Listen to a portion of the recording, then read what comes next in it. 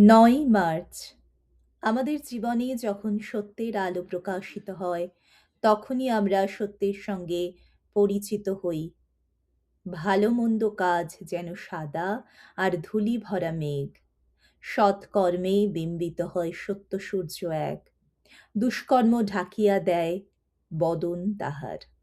অন্তঃস্থলে আছে এক সুগোপন পথ, স্বচ্ছ মেঘমুক্ত নির্মল আকাশ। সেই যে আমাদের আত্মার পথ, অতৃন্দীয় আলোর জগৎ।